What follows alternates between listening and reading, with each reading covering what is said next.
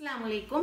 आज આપણે બનાવે છે બેક્ડ લેયર્ડ બટેટા ને મટરના પોકેટ્સ બનાવે છે। આ એકદમ ફાઇન થાય છે, વચમાં લેયર્સ હશે અને મોટું ઈ ચીજ છે કે આપણે એને તળશું નહીં, પણ આપણે એને ઓવનમાં બેક કરશું। 400 ડિગ્રી ઉપર મારું ઓવન હમણાં પ્રી હીટ થાય છે, પણ હજી વાર લાગશે કારણ કે હજી આપણને ખપશે કે આ લોટ ફાઇન રીતે ઉપસે, કારણ કે આમાં આપણે હમીરા નાખશું। તો ચાલો આપણે શરૂ કરીએ। 4 ચમચા નિમક વગરનું માખણ, 4 tablespoons unsalted butter,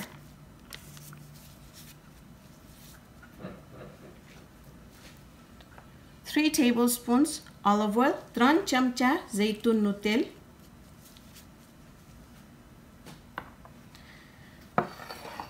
1/2 કપ પાણી, 1 ચમચો yeast, 1 ચમચો sugar, 1/2 cup water, warm water, 1 tablespoon yeast, 1 tablespoon sugar.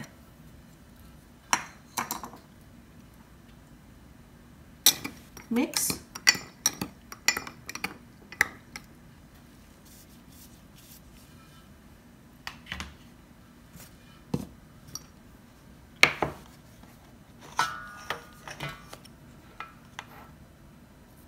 One and a half teaspoon of salt.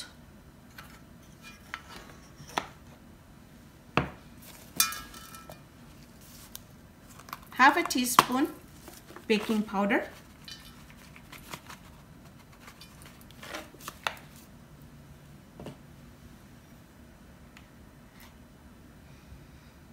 Two tablespoons thick yogurt. Mix.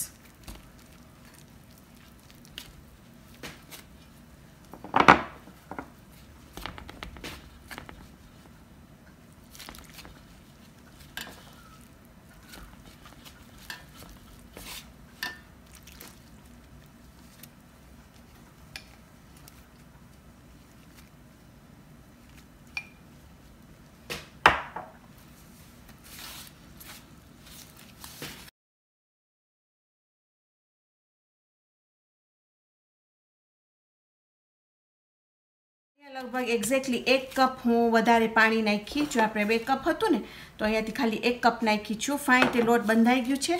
हवे आपणे एने ढांकीने राखी देशुं ने जो डबल थाय छे के आनाथी 2 वखत वधारे उपसी गयुं छे, पछी आपणे एना रोटलीना लेयर्स बनावशुं ने पछी ओवनमा bake करशुं। See here that our dough has doubled in size. तमे जोशो के आपणो लोट फाइन रीते थई गयुं छे। अभी હવે આપણે ગોળા બનાવશું। So at this point now we're just going to start making little balls, and then I'll show you the next step.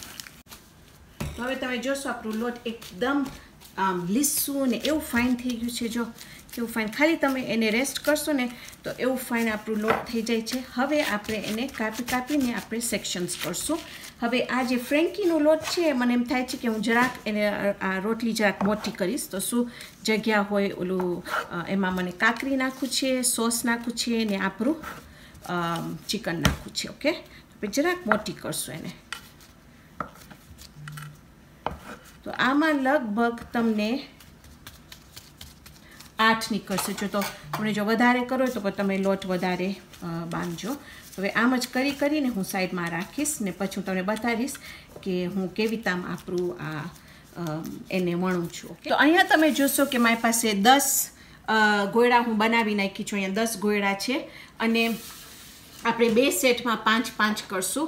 અને અહીંયા છે મારી પાસે 1/2 કપ તેલ, ઓલિવ ઓઇલ અને માખણ જે છે નિમક વગરનું માખણ। હવે આ છે ને ઓગાયરું નથી મેને, આ છે ને રૂમ ટેમ્પરેચર એટલે નવસેકું જે આપણે કિચનના કાઉન્ટર ઉપર તમે રાખી દેજો તો પોચું હોય, પણ ઓગારેલું ના હોય પણ પોચું હોય। પછી એને તમે ઓલિવ ઓઇલ સાથે ફાઇન તે મિક્સ કરી અને એને આપણે રાખશું। આપણે એક ઇંચ આપણી બધી લેયરમાં આપણે શરૂ કરશું આપણું નાખવાનું અને પછી તમને ખપશે થોડુંક લોટ છાંટવા માટે। તો હવે હું ખાલી આ મોટી રોલ આપણી લાંબી રોટલી બનાવી લઈશ, પછી હું તમને બતાવીશ કે આપણે શું કરશું। તમે જોશો કે અહીંયા હું શરૂ કરી નાખી છું. આ બહુ ચપરી જેવું મેથડ છે એનું જે આપણે સમોસામાં માટે વાપરે છે, પણ આમાં યીસ્ટ છે આમાં. હવે તમે જોશો કે અમારી પાસે હું 4 રોટલી નાખી છું અહીંયા, અને આમાં આપણી 5 છે, તો 5 ને 5 થશે. મને તમને બતાવ્યું હતું કે આ હું કેવી રીતે એને વણું છું, અને હું તમને સમજાવીશ કે સાવ ઇઝી માટે તમને કહેતા. તો તમે લોટને ફાઇન રીતે નાખજો તો શું ચોટે નહીં. ઓકે, વખત તમે લોટ નાખી લો, પછી જે તમે રોટલી બનાવો છો એમ જ તમે એને વણો કે ફાઇન મોટી થવા આવે. ઓકે, પછી આપણે એને ફરાવશું. હવે આપણને વધારે લોટની જરૂર નહીં પડે આમાં. ઓકે, તો તમે જોશો કે હમણાં હું ખાલી રોટલીમાં વચમાં વધારે હું વચમાં મને ખપે છે કે આપણી ફાઇન પાતળી થાય. ને પછી તમે વેલણ લઈને એવી તમે એને કરો કે તમે વચમાંથી તમે બહાર જાઓ છો. તો એ કરવાથી તમારી ફાઇન રોટલી વણાશે પાતળી સામે. જેટલું પાતળી આપણી લેયર્સ હશે ને એટલી જ વધારે આપણી પડ ફાઇન થશે એમાં. કારણ કે આપણે એમાં હમીરા નાખ્યા છે, તો શું થશે કે ઓવનમાં એ ઉપસે, સાથે સાથે આમ ફાઇન આપણા લેયર્સ થશે. ઓકે, એક વખત ફરાવો. હજી મને એમ લાગે છે કે હજી વાર છે, તો હજી તમે એને વચમાંથી બારે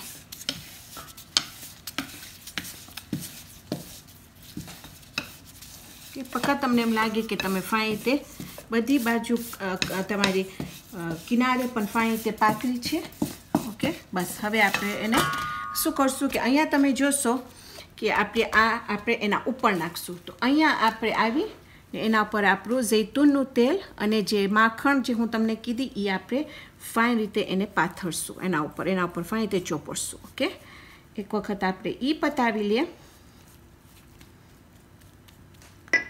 પછી હું રોટલી એના ઉપર નાખીશ, તો આપણી 5 ને 5 થઈ ગઈ. હવે તમને જો વધારે લેયર્સ ખપતા હોય તો તમે જ્યાંક વધારે લોટ નાખીને એડજસ્ટ કરજો રેસીપી, કે શું તમે 7 લેયર્સ થાય કે 10 લેયર થાય. ઓકે, પછી આપણે લઈને રોટલી એના ઉપર બેસાડી દઈશું આવી રીતના.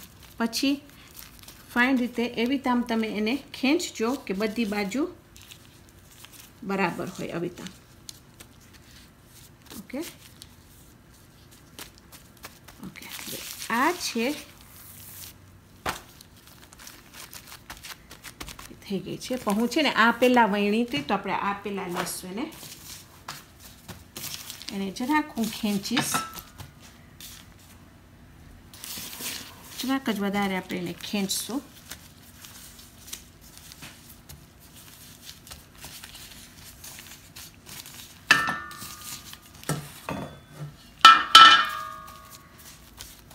ઓકે, હવે આપણે એને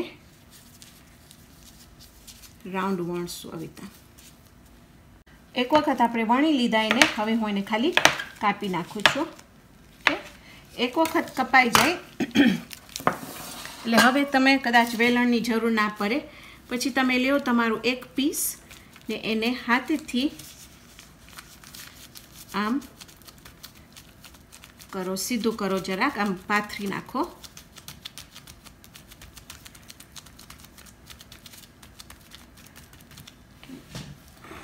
હવે આપણે તમારું એકે પણ જે તમારું ફિલિંગ હોય કે જે પણ તમે નાખવું હોય તમે નાખી શકો છો. એમાં તમે ગોસ નાખવું હોય કે જે પણ નાખવું હોય. આ હું બટેટાનું ફિલિંગ નાખું છું એમાં. ઓકે, હવે આપણે એક સાઈડ લેશું.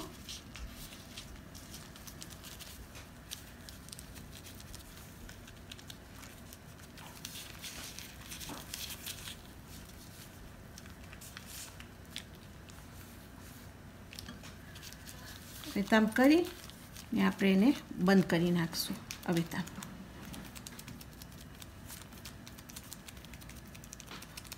હવે તૈયાર છે.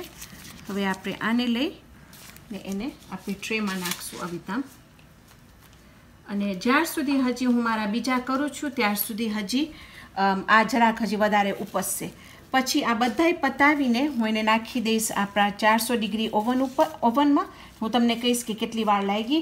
આનામાં આપણે આપણું તમારી પાસે ઈંડું એક આમ સાવ ક્રશ કરી અને આપણે એના ઉપર ઈંડું પણ ફાઇન રીતે ચોપી નાખશું કે જ્યારે ઓવનમાંથી નીકળે ને તો આમ ફાઇન આમ એનું કલર અને એનું રંગ ફાઇન બદામી રંગ નીકળે. ઓકે, તો હું બધા ખલાસ કરીને પછી હું તમને બતાવીશ કે આ ઓવનમાંથી નીકળ્યા અને એકદમ ફાઇન થયા છે. એમાંથી 20 નીકળ્યા અને લગભગ 18 મિનિટ લાગી એને બેક થવા માટે અને પકાવવા માટે. હવે તમારું ઓવન કદાચ જુદું હોય તો તમે બંધ કરીને રાખીને એને હાઈલા નહીં જાજો, પણ તમે એને ચેક કરતા જાજો એવરી 5 કે 3 મિનિટ, તો સૂપ બળી ના જાય. ઓકે, તો અહીંયા તમે જોશો કે એમાં એટલી બધી ફાઇન રીતે પડ થઈ છે અને હું કાપીશ વચમાં.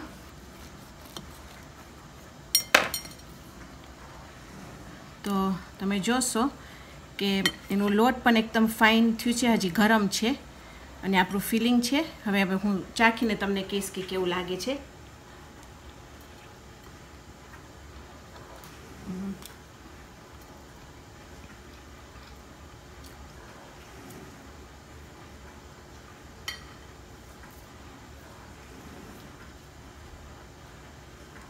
પોચા થયા છે અને ઓલા આપણા પડ છે એમાં તો કંઈક જુદું એવું આમ ફાઇન લાગ્યું કે આ અત્યારે તમે જો ફાતિયા માટે કે ક્યાંય પણ તમે જાતા હો હોલિડેઝ માટે તમે બનાવી શકો છો. એકદમ સરસ લાગે છે.